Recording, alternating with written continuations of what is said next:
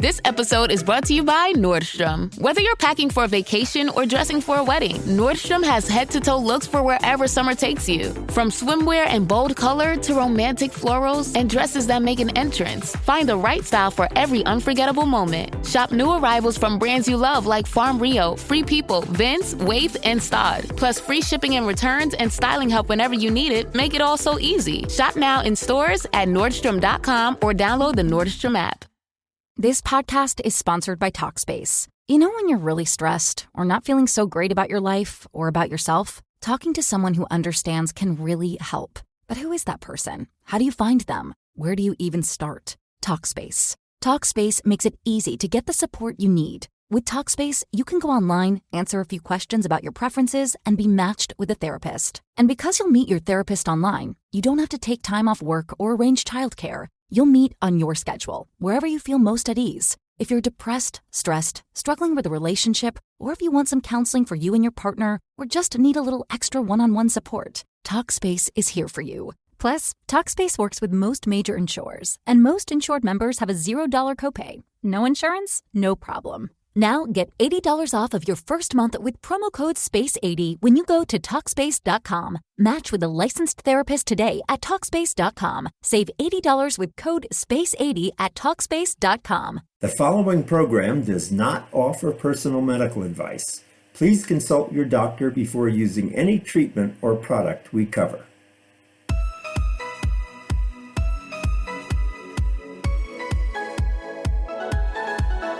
Welcome to Go to Health Media with your host, Jonathan Marks. We provide a welcoming environment where experts educate you on important health topics, answer your questions, and provide information from which you can benefit in consultation with your doctor. You can visit and subscribe to the show at gotohealthmedia.com. And now, here is Jonathan Marks. Hey everyone, this is Jonathan Marks. Welcome back to Go to Health Media. We have another good show for you today. Today we have somebody who has braved cancer and who wants to share her story with others who might follow in her footsteps. Kristen Foreman, who you'll meet shortly, was in her early 30s when she noticed menstrual cycle irregularities. She persisted in raising her concerns and after many tests was diagnosed with endometrial cancer, and we'll talk more about what that is. Kristen underwent a hysterectomy, 6 cycles of chemotherapy, and a month of radiation. There's about 61,000 cases of endometrial cancer that are expected to be diagnosed in the U.S. each year, and according to the American Cancer Society, this kind of cancer affects mostly post-menopausal women. The average age of women diagnosed with endometrial cancer is 60. With us also today is Dr. Sharyn Lewin, Director of Gynecologic Oncology at the Holy Name Medical Regional Cancer Center in Teaneck, New Jersey. She is recognized both nationally and internationally for her acumen in performing laparoscopic, robotic, and open surgery to treat complex gynecologic cancers and related malignancies. As President and Executive Director of the nonprofit Lewin Fund to fight women's cancers, Dr. Lewin is dedicated to eliminating medical, economic, and psychosocial challenges faced by women with the cancer. Welcome to the show, Kristen and Dr. Lewin. How are you both today? Doing well. Thank you for having us. Doing well. Good. Thank you for having us. Pleasure. So, Kristen, let me ask about the experience you went to. And I want to thank you so much for coming on the show today to share your experience and how you want to alert other people to this possibility. What are the signs and symptoms you experienced related to endometrial cancer when this started? The key symptoms that I experienced were fatigue, bloating, and bleeding in between my menstrual cycles. And that's what tipped you off and you saw a doctor, and did it take a long time to get diagnosed? My way of gauging the symptoms was to monitor to see how long they would proceed. And after 1 month, I realized that they were pretty consistent and they were still continuing, specifically the intermittent bleeding. And that was an indicator that I definitely needed to follow up with both my PCP and my gynecologist to make them aware of those changes. And how have you dealt with this emotionally? This must have been a big impact on your life. And how was it during the process, and how is it living today? During the process, some points just felt like a haze because everything happened so quickly. from the symptoms to the diagnoses, but I will say that what has kept me in a positive mindset, what helps me along the way, is to know that I have an amazing support system in my family and friends. And I also find it gratifying just letting other women that have been diagnosed as well to know that they have, they're not alone, and they have other women such as myself that would be just honored to share with them resources, time, and just whatever they feel would help them along the way to be Good. additional support outside of family and friends. Good. I have so much respect for what you're doing and wanting to get the word out about what you've experienced and share that with so many.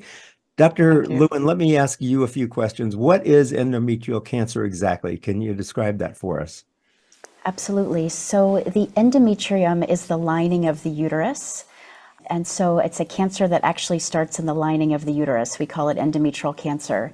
It's actually the most common gynecologic cancer that we see. There are over 61,000 women who are diagnosed in the United States every year.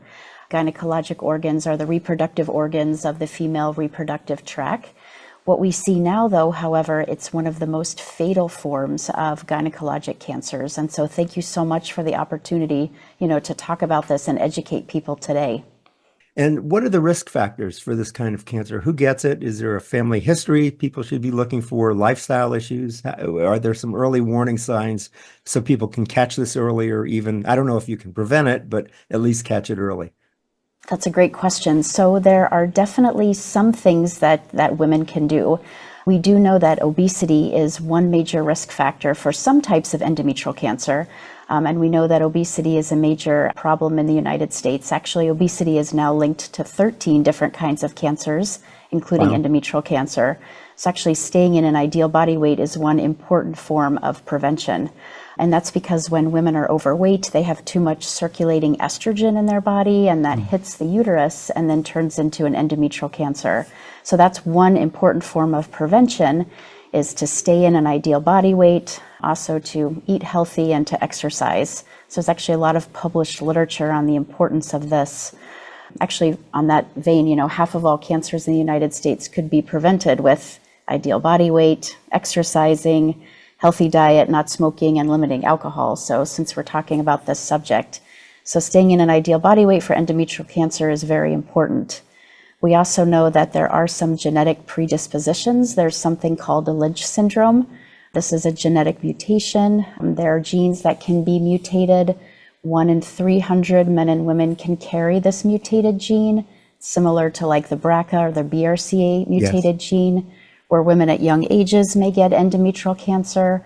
Also, families may have colon or ovarian or stomach cancer. Those are the most common cancers in these syndromes.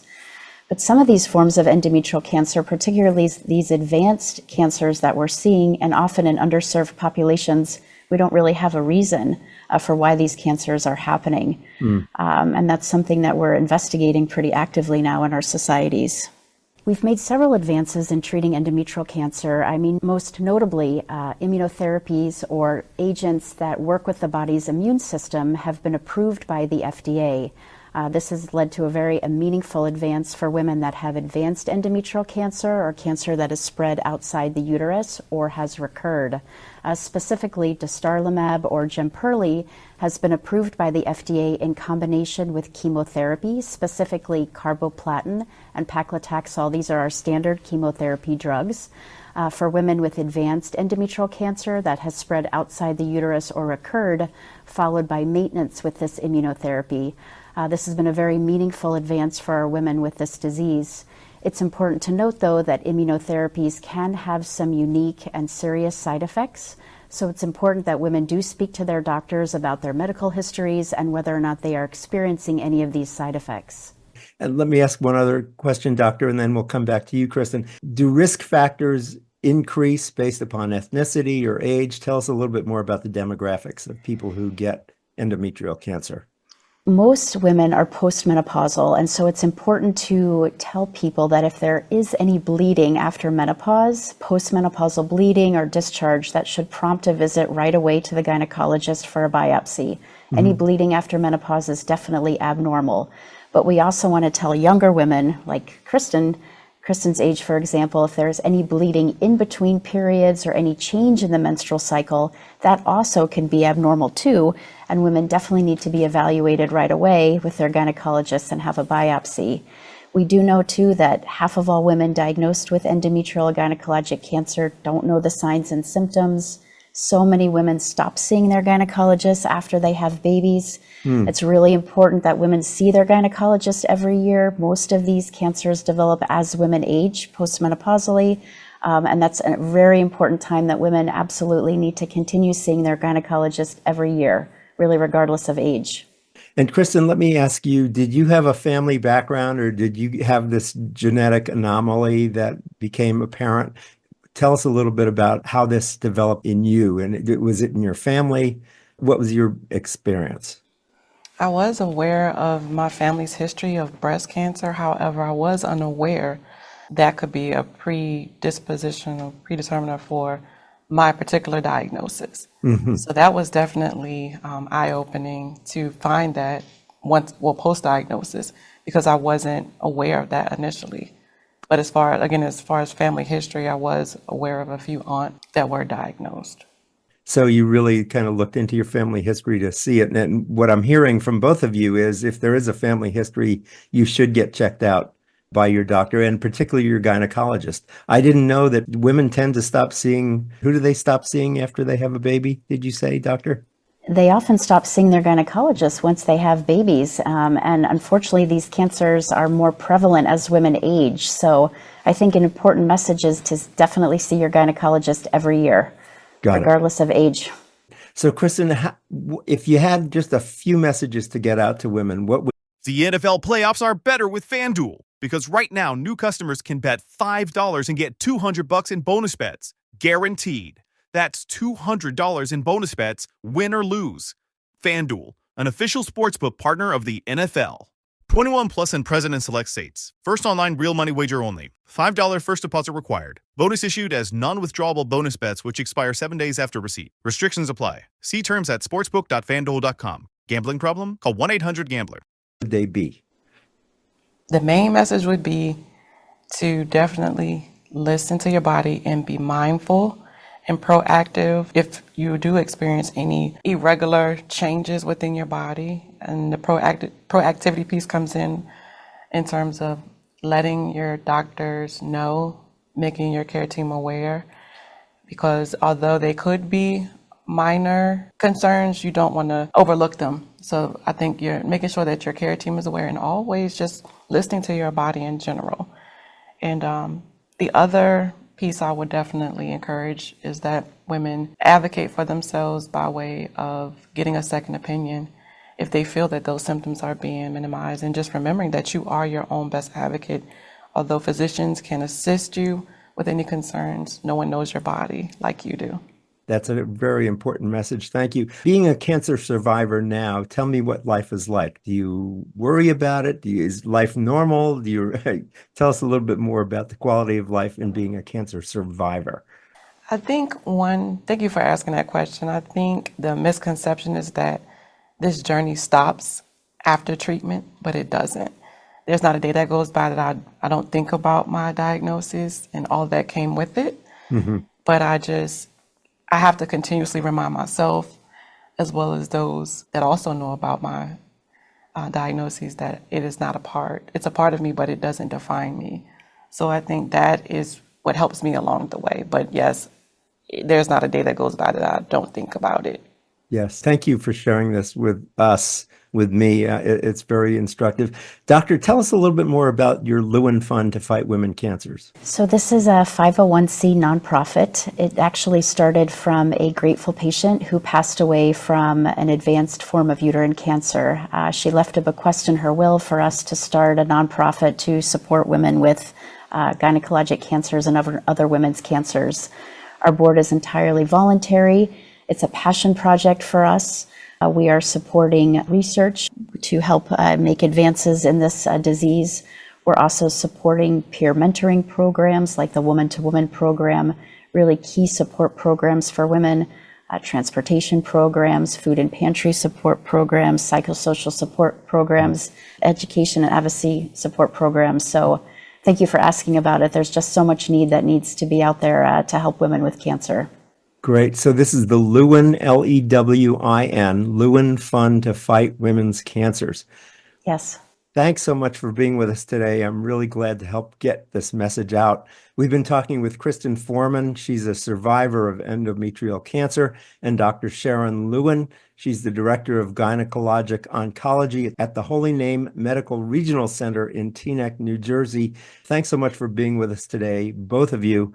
We'll look forward to getting your word out. Thank you for having us. Good. And as we say to everybody at the end of the show, remember, go to health. Take care. See you next time. Bye-bye.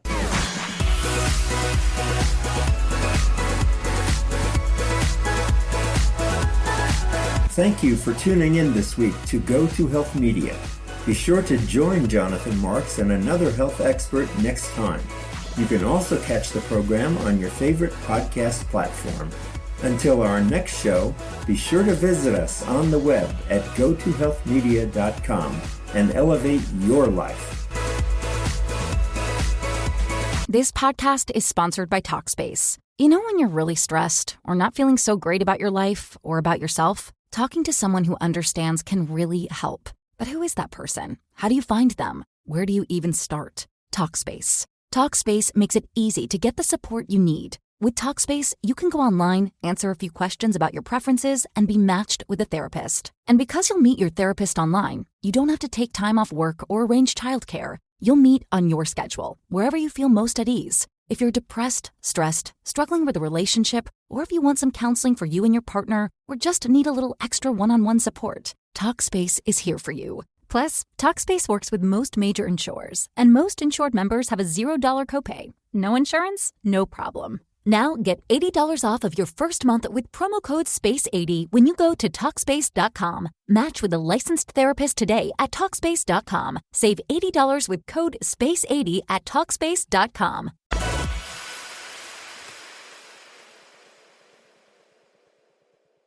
Americans love using their credit cards, the most secure and hassle-free way to pay. But D.C. politicians want to change that with the Durbin-Marshall credit card bill. This bill lets corporate megastores pick how your credit card is processed, allowing them to use untested payment networks that jeopardize your data security and rewards. Corporate megastores will make more money, and you pay the price. Tell Congress to guard your card, because Americans lose when politicians choose. Learn more at guardyourcard.com.